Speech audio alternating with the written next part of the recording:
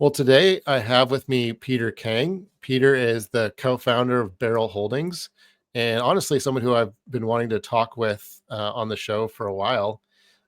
He is pretty well known for a lot of the different content that he shares on LinkedIn, and I wanted to kind of just dig deeper on some of the things that he does. So, thanks, Peter, for coming on the show. Thanks for having me, David.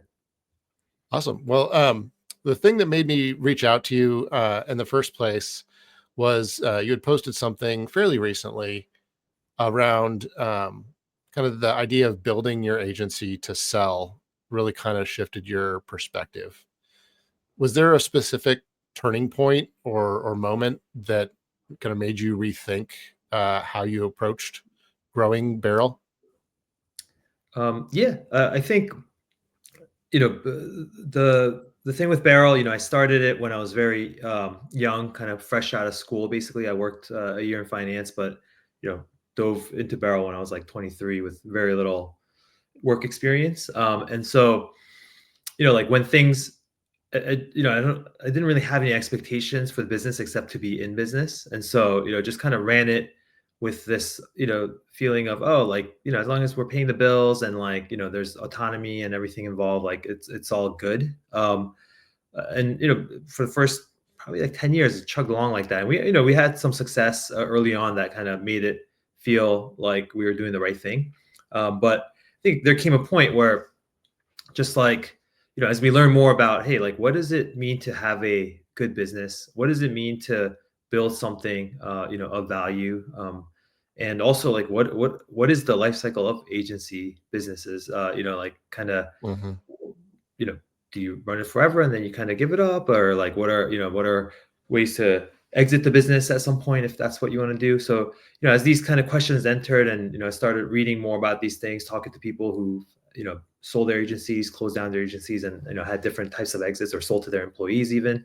It just, yeah, I started to kind of get a better sense of, okay, maybe I need to be more intentional and deliberate about how to build this agency so that there's, you know not that I want to sell necessarily, but that there's optionality. And I think that's what stuck with me and my co-founder Siwook. And we talked about, hey, like, from as we you know continue to build Barrel, let's build it in a way that someone else looking at it will find it to be valuable, and can assign some kind of value that we'd be uh, it would be something meaningful. And so that's what that kind of sent us down the path of, like, all right, working backwards, like, what's the criteria for building a business that could be valuable in a sale. Yeah, no, absolutely. Um, Well, when you evaluate agencies for Barrel Holdings, whether that's, spinning off, because from my understanding, there's been some spin-offs from work you were already doing under one agency and you realized it needed to be a separate agency. But then you're also kind of with Barrel Holdings acquiring some agencies. So when you think about either, evaluating a potential agency to spin off or a potential agency to acquire, what sort of criteria do you look at? Maybe things like recurring revenue, positioning, things like that. But like, um, what sort of uh, criteria come to mind when you're evaluating? Yeah. I mean, maybe I could give more context on kind of the agency, our portfolio now, and then kind of where we're looking at potential acquisitions. Or you can think of it as we also are very much interested also in launching new agencies too. So you could Mm, think of us as, yeah, in some ways we're an agency, kind of venture studio of sorts as well. So the with Barrel Holdings, it came into being really when we spun out some existing clients that no longer fit the focus of Barrel, the original agency, and that was the origin of Vaulted Oak, which is our web support and maintenance agency, focusing mainly on smaller Shopify clients as well as WordPress. And so seeing that happen, where more than a dozen clients could be run by someone else outside of Barrel, and then new processes, new cost structure, and run really well. We thought, oh, this is interesting. Like, you can have this kind of business entity that's totally outside of Barrel, but still create a lot of value. And so that gave us the confidence then to spin up a Webflow agency. And this one, we as Barrel, we were getting some Webflow leads, but we were kind of not on the fence about taking that work on, just because we were so focused on Shopify as the main platform. Hmm. So we brought someone else from the outside to run our Webflow agency, BX Studio, and then saw that quickly grow. So all of a sudden we had three agencies: Barrel, Vaulted Oak, and BX, and that's where this idea of like, hey, maybe it's you know we have something here, we could pursue the strategy of a portfolio of agencies, and maybe we can launch more agencies. So that's where we started. We hadn't even thought about acquisitions at this point, but we were more like, okay, it was easy enough to kind of carve one out of Barrel and Vaulted Oak, and then kind of spin up a new one in BX. Like maybe we just do it, keep doing this. And the next one we did was Bolster, which is our brand design studio, and that was a lot harder. That didn't grow as fast as we thought, and we were like, maybe it's the type of service we're offering, or maybe it's the way that we structure the team, or whatever it might be. But from that, we learned to revisit kind of the agency from scratch model, and the big learning from that was, is there existing deal flow? Because the reason Vaulted Oak did well was, hey, you already had a base of clients, so there was already revenue, and Mm. like it was easy for them to grow by expanding existing accounts. And then we actually, anytime a client became too small for Barrel, we just passed it off to Vaulted Oak. So that was like a natural um, path for it to gain business, and Vaulted Oak would repeat that playbook with other agencies. So they would go to other agencies doing similar work as Barrel, and be like, hey, are there any clients that you don't want anymore because they're too small for you? And they collect those clients. And so deal flow was important. And then with BX, like I said, we had deal flow coming from like the Webflow partner directory as well as Webflow enterprise team. So that was already something valuable that we could capitalize on by creating a team around it. With Bolster, I thought we'd get some more deal flow from Barrel on the branding projects, but it was just so few and far in between that it was tough to get off the ground. So we had to just Mm. find another way, and that's why the big lesson for us was unless we have a very sure kind of deal flow in place, let's not start a agency from scratch, or at least had that in place first before we decide to launch something. So that Yeah. was the lesson there. And then we had the opportunity then to buy an agency. It was a design studio, like product design, web apps, mobile apps. They were running that kind of monthly subscription model that became popular kind of in 2021, 22. And yeah, the business had been declining, and then the founder wanted to sell the business and go do something else. So we that was our first acquisition. It was a yeah, it was a good kind of learning experience on like how to structure deals and like kind of integrate and just get a lot of the back office like finance ops stuff going. And so through that, and that one's called Catalog. And through that, it was it was really cool to see like, oh, okay, like when you buy an agency, you can inherit some personnel, of course, and then you already have clients and some deal flow, Hmm. happening already in that agency.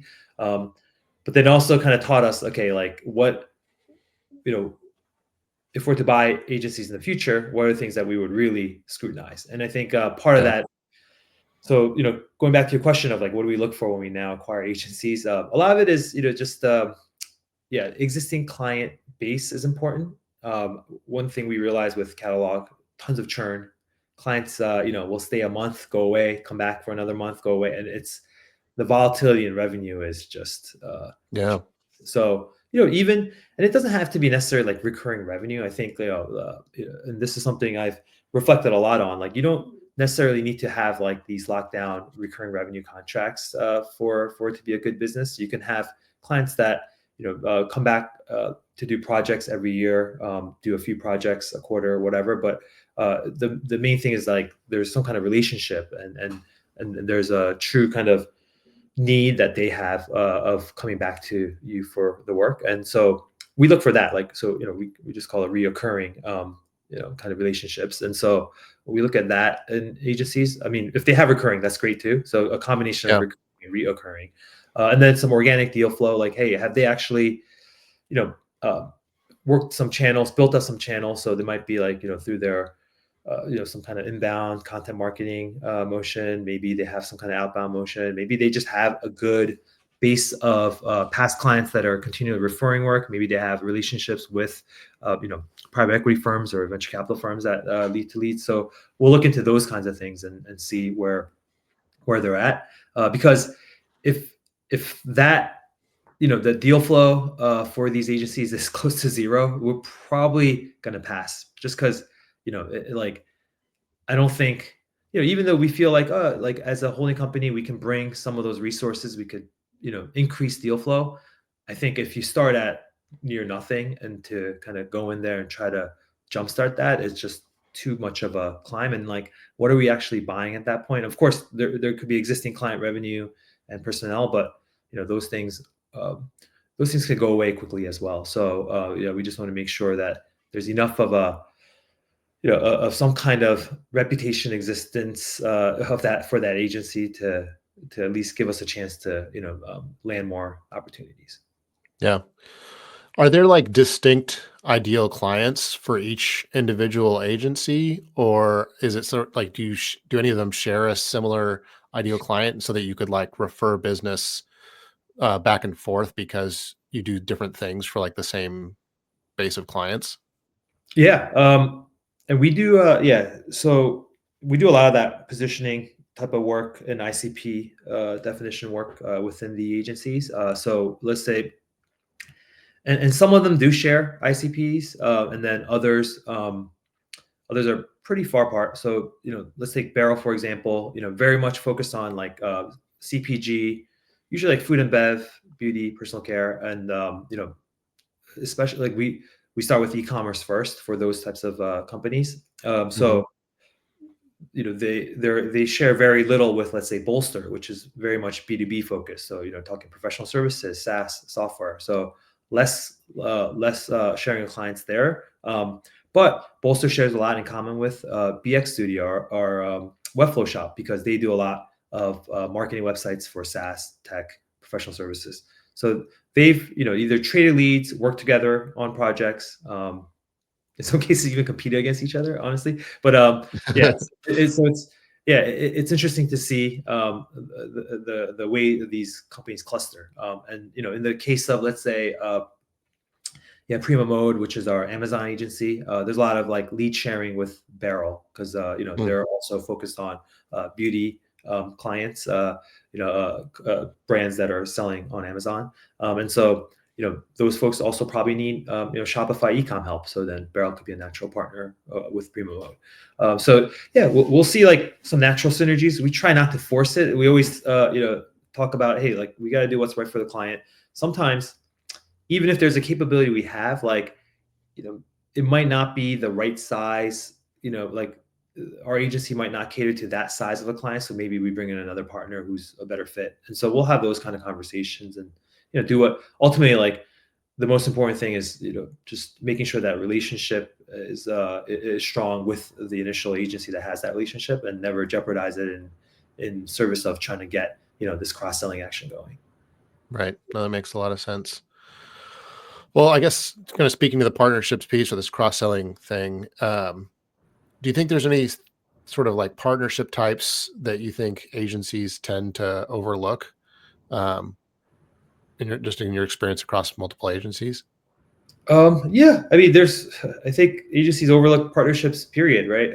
But I think, it's like any relationship. The more you put in, the more you can get out of that relationship. And like, we always talk about this amongst our agencies, like, you have to be the proactive one. Like, you can't assume someone's gonna look out for you and kind of deliver you leads, and you can never like, and you should never feel entitled to any opportunities if you haven't brought opportunities first. And so that's, with that in mind, like, and the ways, the ones that we've been most kind of exposed to among our agencies is, first of all, with other agencies. So whether it's like complementary agencies, agencies that are bigger, agencies that are smaller, like you just don't know where, it might be a poor fit for somebody, but the work might be a good fit for us, and vice versa. So we try to be very broad and,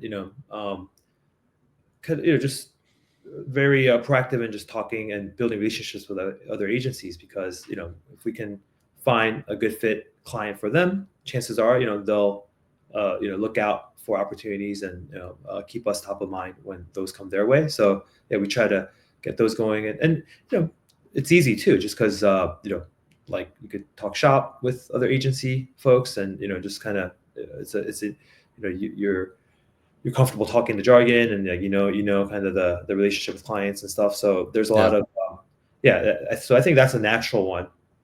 The other one, obviously, if you're in it like some kind of platform ecosystem like Shopify, you're going to have like a lot of other software kind of tech vendor partners that are that are going to be important to first, like create some kind of value for the clients in terms of the solutions and integrations and whatever they need. But yeah, they can be a great source of leads too. Because we're bringing them leads in recommending these services or the software to the clients, and so if we do that well, they're surely going to be keeping us top of mind when they need an integration partner to come in and help implement their software on Shopify or whatever else for these clients. So yeah, it's a two-way street. The more we invest in it, the better. I say the other one is like, investors, right? I think private equity is always a good one, just because there's a lot of activity in all the different industries, and so yeah, if we're like making marketing websites for software companies, chances are a lot of them are going to be backed by some kind of private equity firm. Maybe on the early stage side, there's going to be VCs that are involved that have access to a lot of different companies that they can recommend us to. So it's important for us to build relationships with those folks. And there's less about bringing them opportunities, but more about just doing right by them in terms of helping them create value for their portfolio companies. And sometimes it might be like cutting a deal of like, hey, we'll offer some kind of bonus value added service across all your portfolio companies. Maybe it's in the form of like, hey, we'll do certain things at a discount just for your portfolio companies. And so yeah, those are important things to pursue. And yeah, I think the more you can get inroads to that those are reliable sources, because they're always making new investments and bringing new companies into the fold. Yeah. Well, related to that one, I had a kind of a follow-up. I know a lot of people, I think, could make the argument on paper that our agency would complement this other agency really, really well. But it's always kind of like the initial sort of like, I guess, proving themselves. You kind of build that trust somehow. Do you have any sort of, I guess, experiences around kind of building an initial partnership from 0 to 1 and kind of something that's become successul? Yeah, I mean, yeah, we've had experiences where they've been super successful, they've been super terrible, and it's just everything in between. So yeah, I mean, I think every one of these partnerships, the initial engagement is a bit of a leap of faith. So like you kind of have to be picky about which ones you're going to take that risk on, honestly. And so for sure, there are certain clients that you'd never kind of risk that, or you'd be very hesitant to risk that. Like you might not, like for a first time like agency collaborator to come into the mix. Right. So I think, yeah, like it might be a case where it's like, hey, like it's a small enough piece of project where the downside is kind of limited, and so you could bring in somebody to do that, and if they do a killer job and do it well, then that could give you confidence to kind of do it for a higher stakes engagement the next time. So yeah, it's just like with working with any kind of subcontractor, freelancer, I mean even full-time employee, doesn't matter, right? You're not gonna put them on the most important stuff right off the bat. You're gonna have to help them build a track record. So I do think, yeah, there's a bit of a curation game of like, all right, like to build out our agency partner network, like, and working together on stuff and bringing them on to client engagements. Like, let's start small, get a real sense of how they do, because you might be really great friends, just maybe you like getting views with these folks, but then the work itself really proves it out, and you can get a sense of that honestly right away on it, just from like the way they communicate, some of the deliverables, like how they run some of the meetings that you might be in together with. Like, you get a sense really quick if they're buttoned up or not. Yeah, absolutely. Well, switching gears a little bit, I know that you write, a fair bit on LinkedIn. You publish Agency Habits, that's really kind of focused on uh, other agency owners. Um, how do you think about and prioritize content creation, as a co-founder, and has it like led to unexpected opportunities? Like, what is the motivator and the reasoning behind kind of the content that you produce? Yeah.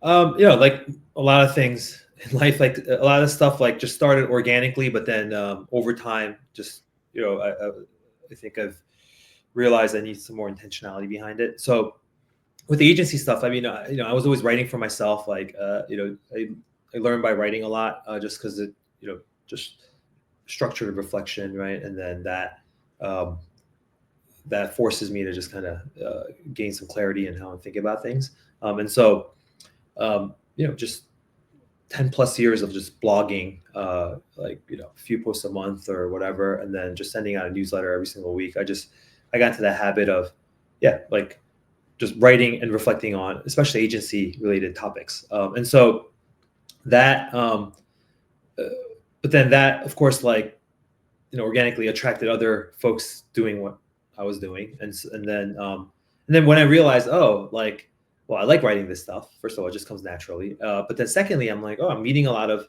other agency folks, and then, having conversations, and, learning about how they're running their business and getting ideas for how I can do better in my business. That's pretty cool.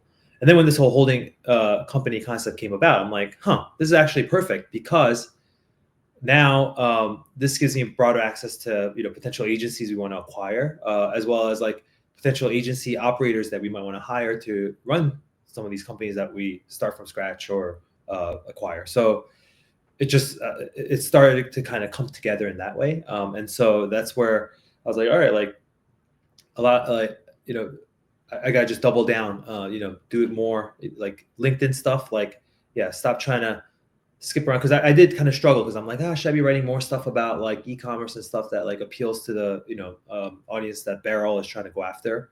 But Mhm. then it was kind of too late. Like, all my like connections and followers are like other agent folks. I was like, it's just not gonna happen. So, and it worked out. Like, I think as I stepped out of the day to day of Barrel, and start focusing full time on Barrel Holdings, I was able to just, yeah, double down on that agency, operator, founder, owner focus, and then really create content for that audience. And then in turn, like, Lucas, who took over as Barrel CEO, yeah, he really went the other way, and he started writing specifically for that CPG ecom audience, and yeah, it's been doing great. Like, just the engagement he's been getting, and also the different types of audiences he's been cultivating has been helpful for the business. Yeah. And so I think that clarity has been good. But yeah, I do think, nowadays, like, it is a real asset, just having audience, just the ability to,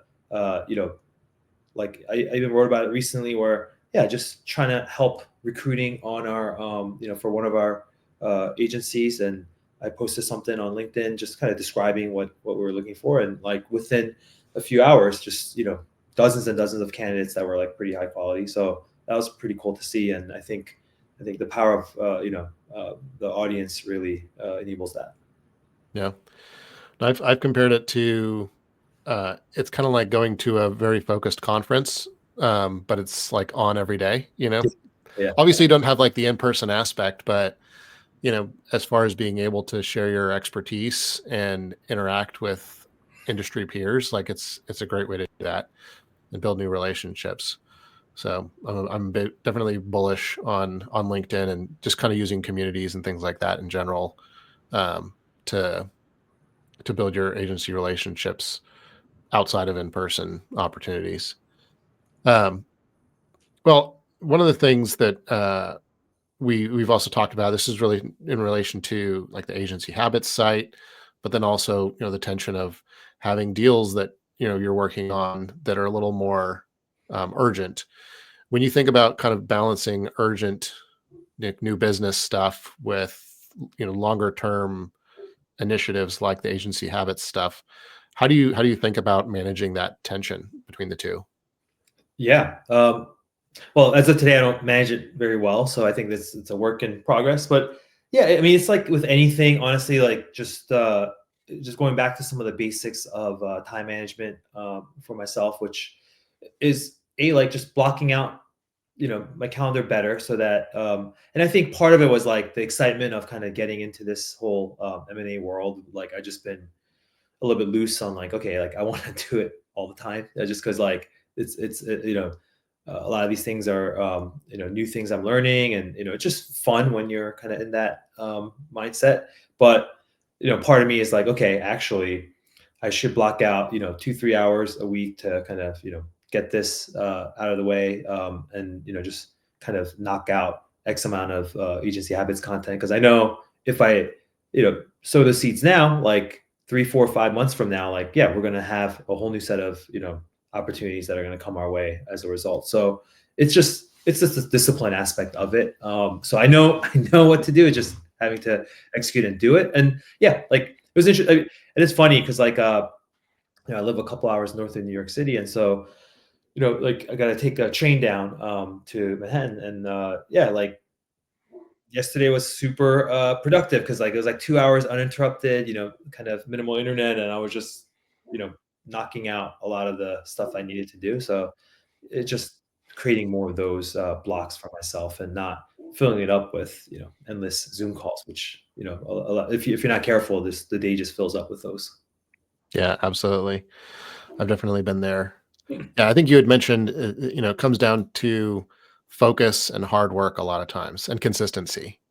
You know, it's like silver bullets, just lots of just boom, boom, boom, knocking things out over time.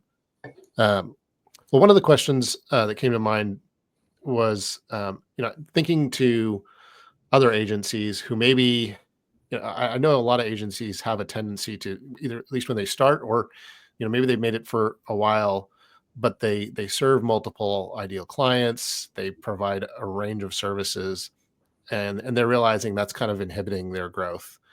Um, and they look at an agency or a agency holding company like Barrel, and they're wondering, would that work for us?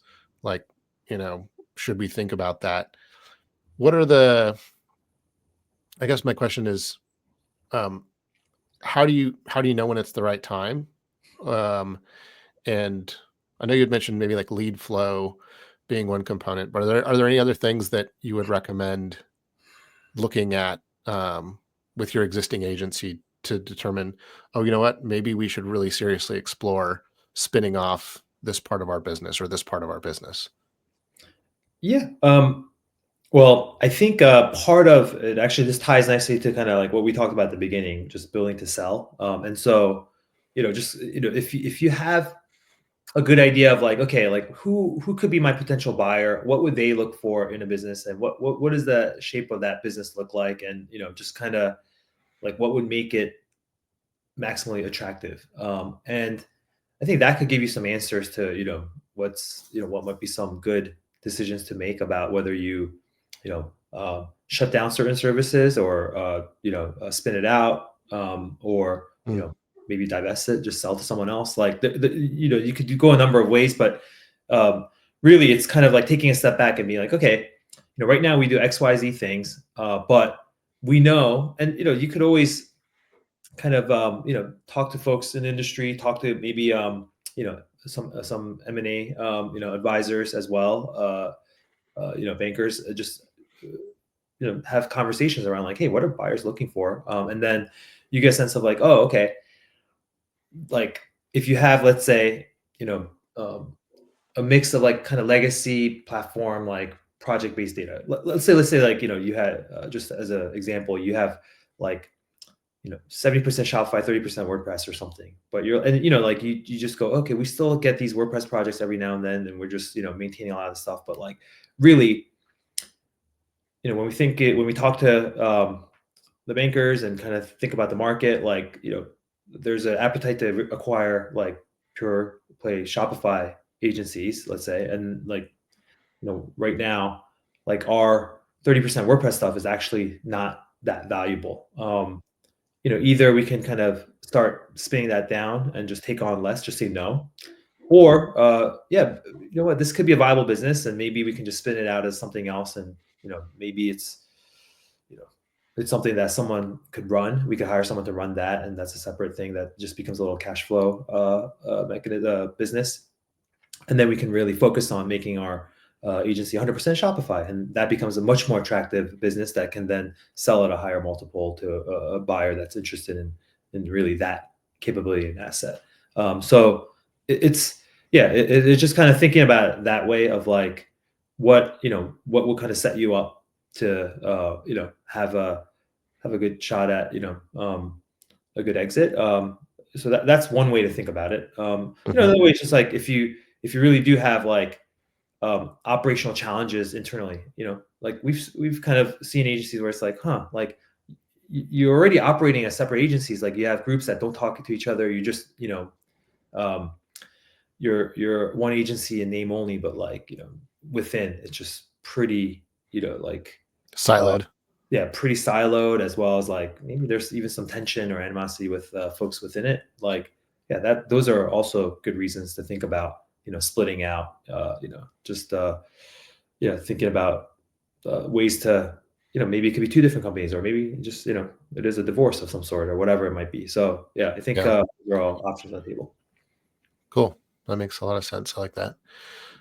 Well, as you think forward, you know, um, a lot has changed over the past few years. Getting Barrel Holdings going, splitting off Vaulted Oak and some of these other agencies. Where do you see things evolving in the future, or or are you kind of, is it going to be kind of like what it has been, where it's like you don't really necessarily see it until it's like a lot of things kind of come together, and you're like, oh, that's the obvious next step now. Well, I mean, I think we got better about like let's really have a vision for the future. Like let's spend time on like building some 3, 5, 10 year plans, and just see. Um, and of course, those plans could always evolve and change, but at least like let's give some thought to the future, so that we kind of have some North Star components out there. So one of the things that we want to build a muscle on is, doing like programmatic M&A. So we want to be able to do like 2 to 3 deals a year. And so that's going to require us to have the infrastructure to look at, enough deals every week, every month, and have conversations, put in bids, do due diligence, like all that thing. So we're like, that's like a top priority for us. The other the other part is like really we have to enrich and like continue to support and grow organically our existing agencies, because Hmm. like as a holding company, I think one of the things that we'd love to do more is like is to bring that supplemental lead, and just opportunities beyond what each of the agencies generate. Because if let's say an agency gets 10 20 leads a month, but if we're able to sprinkle on top like another 5 to 10 like extra leads, like that would just be that much of a a boon slash like a bonus for them to feel good about growth. And so how can we do that through just supplemental marketing activities? Maybe we'll build holdco level partnerships with private equity firms and VCs, and then kind of be able to point them to the right direct, like their point their portfolio companies to the right agencies within our portfolio. So I can see that kind of stuff happening. And then yeah, building like really robust like talent networks that we can help to place high caliber folks across our agencies. That's going to be the other way to create a lot of value for our agencies. Yeah, that makes sense. Well, if you were talking to an agency owner who wanted to make their agency more acquirable, have a lot of the right things in the right places, um, is there any advice that you'd give them? Any recommendations to, um, yeah, as far as what to make sure they have in place? Yeah, I mean, there's like, yeah, you actually can find a lot in terms of like, you know, like I said, like having relationship with bankers is a good first start. Because they can give you a sense of like, hey, like this is what a lot of our, they're representing a lot of private equity firms or strategic buyers, and so they'll actually, they'll give you a clear idea of like, hey, at least from a financial perspective, you need to be here and here. Like top line needs to be this, profit EBITDA needs to be X amount, and then like you can kind of get more sense of like, all right, like gross margins, where do they need to be? Team org structure, what does it need to be? At this size, like what kind of roles should I have that are important and critical? Um, Client concentration, what's kind of the acceptable levels there, and then yeah, like the quality of the revenue that you have, recurring, reoccurring, one-time projects, like what kind of mix is good for, what are investors looking at, and then you get a range, but like you start to get a shape of like, oh, okay, like they're all kind of generally looking in these kind of areas, and then you could kind of also get a sense of like, yeah, what are the what kind of multiples can I expect, and get something more realistic, because I do think that's worth getting the education on, honestly, because like a lot of uh, a lot of agency owners probably have a huge number in their minds of like, oh, my life's work, like they're gonna buy my agency for this, or they might have good years where they took home a lot of money for themselves, but like did they really build a business that someone's willing to buy? And Yeah. a big thing that I've learned through a lot of this process is like, yeah, you won't, like basically your job as agency owner founder is like to de-risk your agency as much as possible, so and that's what makes it more valuable. Like imagine someone is going to buy it, but they're worried about when you leave it's going to be like it's going to be a house of cards and things are going to crumble. So if Right. you've de-risked it, what that means is like you've built the infrastructure, processes, systems, and like just reputation, so that even if you were to be gone tomorrow as the seller and the founder, like someone taking over, can be rest assured that like the business will continue to have a solid foundation to grow on. That's that's like the rule of thumb, is like how much have you de-risked it. But all those qualities are traits that I talked about factor into that. Yeah.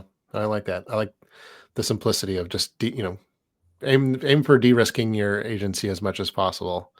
Because that's just good advice, period, even if you're not looking to sell. Yeah. Well, Peter, if people are looking to follow up with you, either whether it's to work with one of your agencies or just to kind of follow what you're putting out there, what's the best way for them to find you? Yeah, I'll share a couple if that's okay. So yeah, I mean, pretty active on LinkedIn, so you could find me. My LinkedIn profile is Peter Kang 34, and then peterkang.com is my website. Sign up for my newsletter, and then agencyhabits.com. A lot of stuff on the learnings that we get through Barrel Holdings, and then we do have barrel-holdings.com, which is more information about the holding company and all our agencies. Awesome. Well, thanks again, Peter, for coming on. This has been super fun and interesting, and I think a lot of people are going to get a lot of value from it. So, thanks again. Awesome. Thanks for having me, Dia. Thank you.